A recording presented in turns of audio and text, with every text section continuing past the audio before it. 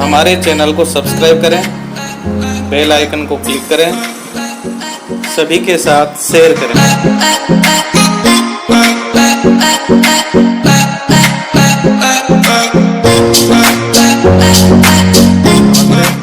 Maths class में आपका फिर स्वागत है। अपना जो चैप्टर चल रहा था एक्सरसाइज 16.3 उसमें 9 क्वेश्चन हो चुके थे। ये एक्सरसाइज जो है ये शंकु की है, तो शंकु में अपन ने 9 क्वेश्चन कर लिए। इसका 10वां क्वेश्चन है 9 मीटर ऊंचे एक शंकु है जिसकी ऊंचाई है 9 मीटर। तो देखो अपने पास क्या आ गया, 9 मीटर ऊंचे, केवल ऊंचाई का नाम दिए, इसका मतलब h, ये आ गई 9 मीटर। शंकु के आधार के टेंट के आधार की परिधि, आधार की परिधि हमें दे रखी है 44। तो देखिए शंकु के आधार की परिधि बराबर आ गई 44 मीटर।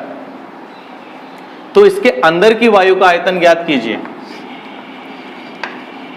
अंदर की वायु का आयतन, तो वैसे देखा जाए तो पूरी बात स्पष्ट है, आयतन ज्ञात करना है। आयतन यानी शंकु, शंकु का आयतन, क्योंकि ये टेंट शंकु के आकार का है, इसका मतलब वायु शंकु के आकार के टेंट के अंदर आएगी, अंदर के लिए आयतन होता है। अगर आयतन नहीं लिखा होता, ये कह देता कि अंदर वायु कितनी है, इसका मतलब अंदर वायु है तो आयतन निकलेगा। तो इस प्रकार आप पता कर सकते थे।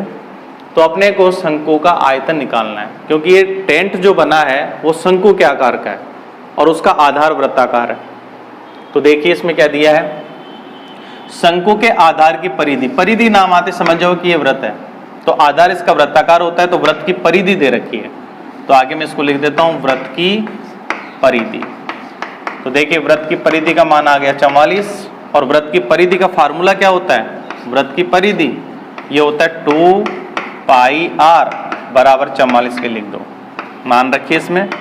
तो 2 गुणा 22/7 गुणा r हमें ज्ञात करना है, ऐसे रहेगा बराबर 44, पक्षांतरण कर दो तो r बराबर होगा 44 गुणा, ये नीचे है 7 वो तो ऊपर चला जाएगा, बटा 2 गुणा 22 ये नीचे आ जाएगा।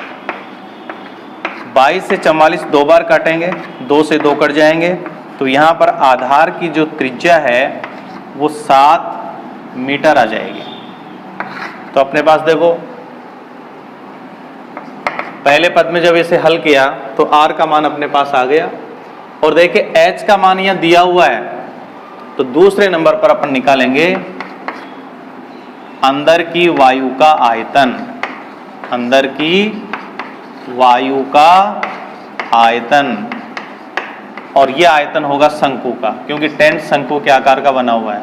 तो 1/3 पाई r स्क्वायर h, मान में इधर लिख देता हूं, 1/3 गुणा पाई का मान 22/7 गुणा r का मान अपने पास आया 7, तो स्क्वायर है तो 7 गुणा 7, और इंटू h का मान है 9। तो देखिए 7 से 7 कट जाएगा, 3 से ये 9 3 बार कट जाएगा, तो अपने पास यहाँ पर बच गया 22 गुणा 7 गुणा 3। तो 22 को 7 से गुणा करेंगे 154 इंटू 3, 3 से गुणा कर दें तो 4 × 12, 5 × 15 और 1 16, 3 और 1 4, तो 462 आ गया। और आयतन है इसलिए इसकी इकाई होगी घन मीटर, यानी मीटर क्यूब। तो सबसे पहले देखो आधार की परिधि दे रखी थी, शंकु का आधार वृत्ताकार होता है, तो वृत्त की परिधि 2 पाई r बराबर 44, वहां से r निकाल लेंगे, r और h हमारे पास आ जाते हैं। तो टेंट के अंदर, टेंट शंकुनुमा है, तो शंकु के अंदर का आयतन पूछा, यानी अंदर वायु कितनी होगी, तो शंकु का आयतन हो गया। शंकु के आयतन का फार्मूला लिख दिया 1/3 पाई r स्क्वायर h, और मान की गणना इसमें कर ली। तो इस प्रकार अपन ये क्वेश्चन कर सकते थे। अब देखिए इसमें 11वां प्रश्न है, तो 11वें प्रश्न को भी देखो मैं यहाँ आपको बता रहा हूँ, क्वेश्चन पढ़ करके मूल चीज़ें उसमें नोट करेंगे, और जो पूछा गया है उसका पता करेंगे, और जो हमें ज्ञात करना है उसका फार्मूला क्या होगा, कौन से मानों की आवश्यकता होगी, ये सारी बातें अपने आप इसमें आती जाएंगी। तो क्वेश्चन नंबर 11 देखो, इसमें है एक शंकु के एक शंकु के आकार का एक बर्तन है जिसकी त्रिज्या और ऊंचाई दी हुई है। देखिए, मैं इसे ऐसे नोट कर देता हूं कि एक बर्तन है जो शंकु के आकार का है, यानी शंक्वाकार ये बर्तन हो गया। इसमें क्या क्या दिया हुआ है? बर्तन की त्रिज्या यानी आर, ये हो गया 10 सेंटीमीटर, और ऊंचाई, केवल ऊंचाई का नाम है तो h बराबर हो गया 18 सेंटीमीटर। ये पूरा पानी से भरा हुआ है। देखिए, ये शंकुनुमा पात्र है, ये पूरा पानी से भरा है। ये पानी एक दूसरे पात्र में डाला जाता है, तो इसमें लिखा है कि यह पानी से पूरा भरा हुआ है। इसे 5 सेमी त्रिज्या के एक बेलनाकार बर्तन में उड़ेला जाता है। इस पानी को एक बेलनाकार बर्तन में उड़ेला जाता है, यानी इसमें डाला जाता है, और उस बर्तन के लिए दिया है 5 सेमी त्रिज्या, यानी आर का मान दे दिया 5 सेमी। और आपसे फिर पूछा है कि बेलनाकार पात्र में या बर्तन में पानी की ऊंचाई ज्ञात कीजिए। इसमें जो पात्र में ये पानी डाला तो इसमें पानी की ऊंचाई पूछी है, पानी की ऊंचाई। अपन इस पानी की ऊंचाई को h मान लेते हैं, h सेंटीमीटर। अब देखिए, इस बात को ध्यान से देखिए, शॉर्ट में मैंने लिखा है, पहले एक पात्र था शंक्वाकार, उस शंक्वाकार जो पात्र था उसकी त्रिज्या 10 सेंटीमीटर दे रखी है और ऊंचाई 18 सेंटीमीटर, पानी से भरा हुआ है। ये पूरा का पूरा पानी एक बेलनाकार पात्र में डाला जाता है। उस बेलनाकार पात्र की त्रिज्या 5 सेमी है, तो आपसे पानी के तल की ऊंचाई पूछी है। देखिए, इसे यदि अपन चित्र से समझें तो देखो, शंकुनुमा पात्र ऐसा होगा, ऐसा है। इसका जो पानी है वो बेलनाकार पात्र में डाला जाता है। ये बेलनाकार पात्र है, इसमें डाला जाएगा, तो होगा क्या? हमेशा शंकु का आयतन बेलन से कम होता है, 1/3 होता है। मान लो ये पूरा पानी से भरा हुआ है, इसमें ये पानी है, और ये पूरा पानी इस बेलनाकार पात्र में डाला जाता है, यहाँ इसमें। तो देखिए, इसका जो पूरा पानी, ये तो पूरा भरा हुआ है, लेकिन जैसे ये इसमें डालोगे आप, तो बेलनाकार पात्र पूरा पानी से नहीं भरेगा, क्योंकि इसका आयतन ज्यादा है। हो सकता है कि वो पानी यहां तक आ जाए, इसका मतलब ये पात्र इतना भर जाएगा। तो इसमें आपसे बेलनाकार पात्र की ऊंचाई नहीं पूछी है, इसमें पूछी है पानी के तल की ऊंचाई, और ये पानी की तल की ऊंचाई मैं यहां मान रहा हूं। अब ध्यान देना, एक काम और करना है इसमें, h इसमें भी आ गया, h उसमें भी आ गया, r शंकु में भी है और r बेलन में भी है, इसलिए इनको अलग अलग करने के लिए लिख देते हैं। शंकु में मैं लिख देता हूं R1 H1, और बेलन में लिख देता हूं R2 H2। और पानी का स्वभाव कैसा होता है? पानी जिस पात्र में डाला जाता है उसका आकार वैसा ही हो जाता है। पहले ये पानी शंकुनुमा पात्र में था, तो इस पानी का आकार शंक्वाकार हो गया। जैसे ये पानी बेलनाकार पात्र में डाला गया तो इस पानी का आकार बेलनाकार हो गया। तो दोनों में जो आयतन होगा, इसमें भी पानी अंदर है, आयतन होगा, इसी पानी को बेलनाकार पात्र में डाला गया है, इसका मतलब दोनों जो पानी है वो एक ही है। जो पानी पहले शंकु में था वो बेलनाकार पात्र में आ गया, इसका मतलब पानी का आयतन बराबर होगा। और ये बात मैंने क्लियर भी की थी कि संख्या पूछे तो बड़े आयतन में छोटे आयतन का भाग लगता है, लेकिन इसमें राशि पूछी है, पानी का तल कितना ऊपर चढ़ जाएगा, पानी का तल कितना ऊपर होगा, या बेलनाकार पात्र में पानी की ऊंचाई ज्ञात कीजिए, बात एक ही है। तो राशि पूछिए, इसलिए दोनों के आयतनों को बराबर लिखेंगे। पहले वो लिखेंगे जो ज्ञात करना है, तो बेलनाकार पात्र के लिए लिखेंगे तो अपना एक फार्मूला बनेगा यहाँ, बेलनाकार पात्र में पानी का आयतन बराबर होगा शंक्वाकार बर्तन में पानी का आयतन। इसको मैं मिटा देता हूं, ये समझाने के लिए बनाया था। शंक्वाकार बर्तन में पानी का आयतन। अब देखो इसका फार्मूला कैसे बनाते हैं, दोनों के बीच में बराबर का चिन्ह हो गया, आयतन दोनों के समान है, क्योंकि जो पानी शंकु में था वो बेलन में आ गया। इसमें आप आकृति देखिए, बेलनाकार आकृति है, तो इसमें बेलन के आयतन का फार्मूला लगेगा जो होता है पाई आर स्क्वायर एच बराबर, इसमें शंकु का आयतन, शंकुनुमा पात्र है तो शंकु का आयतन होता है 1/3 पाई आर स्क्वायर एच। कहीं इनको काट मत देना, ऐसे पहले देखते हैं क्या क्या माना था हमने। देखो शंकु की त्रिज्या और ऊंचाई हमने मानी थी R1 H1, तो शंकु मैंने इधर लिखा है, तो ये तो R1 हो गया और ये H1। इधर मैंने बेलन का लिखा है, तो बेलन के लिए आपने R2 और H2 माना है। यहाँ देखिए पाई से पाई कट जाएगा, तो अपने पास मान क्या बचेगा, R2 स्क्वायर H2 बराबर 1/3 R1 स्क्वायर H1 मान रख दीजिए।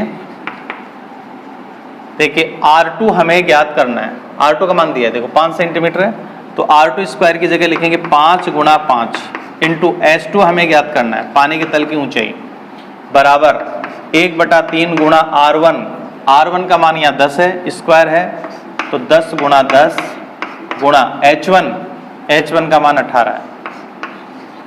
यहाँ देखिए 3 से अपन काट सकते हैं, 3 से 18 6 बार कट जाएगा। अब यहाँ से अपन देखो H2 का मान निकालेंगे, H2 बराबर होगा, देखो इधर बचेगा वो होगा 10 × 10 × 6, और इधर ये 5 × 5 ये नीचे आ जाएगा, 5 से 10 2 बार कटेगा, फिर ये 5 से 10 2 बार कटेगा, तो अपने पास ये H2 का मान प्राप्त होगा 6 दूनी 12 12 दूनी 24 सेंटीमीटर। अब ये बेलनाकार पात्र की ऊंचाई नहीं है, ये बेलनाकार पात्र में पानी के तल की ऊंचाई है, तो अपन यहाँ लिख देंगे, इसलिए बेलनाकार पात्र में पानी के तल की ऊंचाई जो हमने मानी थी H2 बराबर आएगा 24 सेंटीमीटर। तो इस प्रकार अपन इस क्वेश्चन को कर सकते हैं। फिर इसका अगला 12वां क्वेश्चन लेते हैं। तो वही क्वेश्चन को पढ़ करके अपन सबसे पहले ये निश्चित कर देते हैं कि इसमें क्या क्या दिया हुआ है, और मान को हमेशा उसके फार्मूले के साथ या प्रतीक चिन्ह के साथ लिखा जाता है।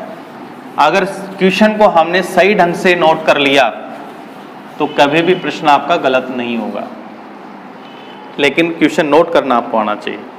देखो 12वां क्वेश्चन है, 14 सेमी भुजा के एक घन से, यानी एक घन है, घन में केवल भुजा ही होती है, जिसकी हमें भुजा दे रखी है 14 सेंटीमीटर, ये दिया हुआ है।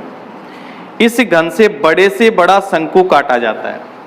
इस घन के अंदर से काट करके एक बड़े से बड़ा शंकु काटा जाता है, यानी इसको काट करके एक शंकु उसके अंदर से काट करके निकाला।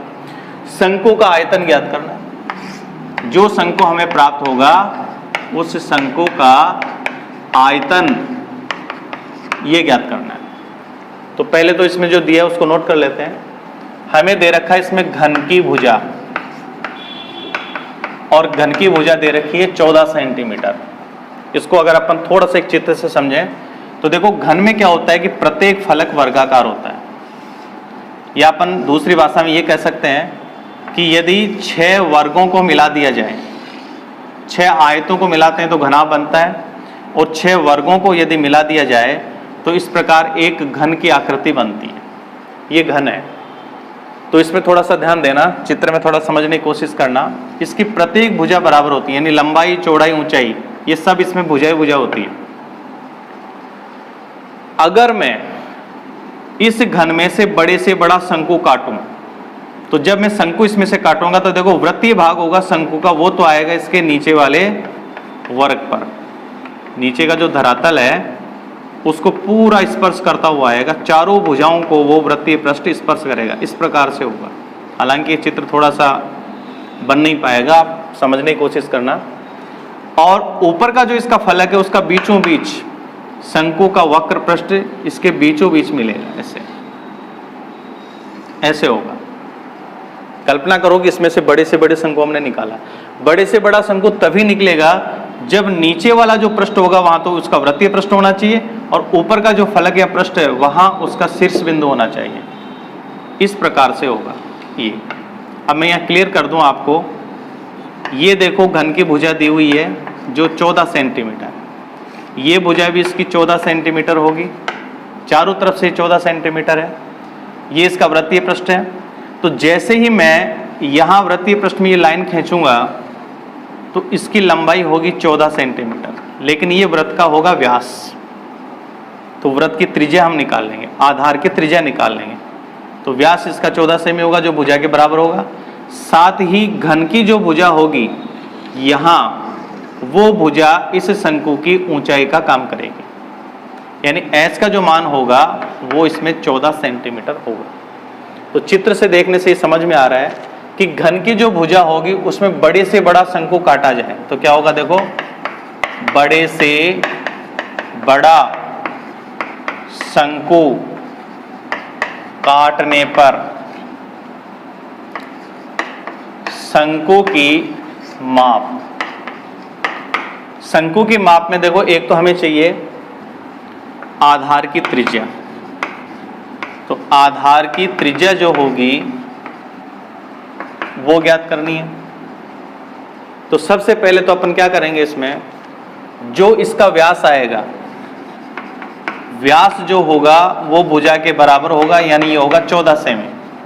इसलिए त्रिज्या क्या हो जाएगी, 14 की आधी हो जाएगी, यानी त्रिज्या हमारे पास आधार की त्रिज्या आ जाएगी 7 सेंटीमीटर। साथ ही जो इसकी ऊंचाई होगी वो ऊंचाई इसकी भुजा के बराबर होगी। देखिए ये ऊंचाई इस भुजा के बराबर होगी, या यहां से देख लो 14 सेंटीमीटर। तो h बराबर भुजा बनेगी, यानी ये बनेगी 14 सेंटीमीटर। और यहाँ पर जो आधार की त्रिज्या है या व्यास, व्यास भुजा के बराबर होगा, तो व्यास को आधा करते ही ये त्रिज्या आ जाएगी। तो त्रिज्या भी आ गई और ऊंचाई भी आ गई। कहने का मतलब शंकु के अंदर ऊंचाई जो होगी वो घन की भुजा होगी और त्रिज्या जो होगी वो भुजा की आधी होगी। तो ये मान आप चित्र से समझ सकते हैं। और फिर आपसे पूछा गया शंकु का आयतन। तो जब अपने पास r और h आ जाता है तो अपन शंकु का आयतन निकाल सकते हैं। शंकु का आयतन, जो ये शंकु बना है इसमें बड़ी से बड़ा शंकु, उसका आयतन होगा 1/3 पाई r स्क्वायर h। मान रख देते हैं 1/3 गुणा पाई का मान 22/7 गुणा r का मान 7 है, स्क्वायर है तो 7 गुणा 7 इंटू h का मान अपने पास है 14 सेंटीमीटर। अब इसको अपन काट देते हैं। तो देखिए 7 से 7 कटेगा। अब यहाँ 3 का भाग तो देना ही पड़ेगा। तो अपने पास देखो क्या बच गया, 22 को 7 से गुणा करेंगे 154 गुणा 14/3। 154 को 14 से गुणा करना है। तो पहले मैं गुणा करके लिख देता हूँ यहाँ, 4 चौक 16, 5 चौक 20, 1 21, 4 और 2 6, और ये आएगा 4 5 1, 6 5 11 असल की 1 2। तो अपने पास ये आएगा 2156/3। 3 का इसमें भाग दे दें तो ये होगा 3 7 21, फिर 3 एकम 3, 2 बचेंगे, और 3 8 24, पॉइंट लगा देंगे, अब 2 बचेंगे, तो 3 6 18, यही आता जाएगा। तो पॉइंट के बाद में 6 6 आएगा। इसका मतलब ये हो गया 718.66 आयतन है इसमें। तो ये हो गया घन सेमी, ये इसका आयतन निकल जाएगा। तो इस प्रकार अपन ये क्वेश्चन कर सकते हैं। आज इस वीडियो में इतना ही। आगे नए क्वेश्चन लेकर के नए वीडियो में आपके साथ फिर शामिल होंगे। तब तक के लिए नमस्कार, धन्यवाद।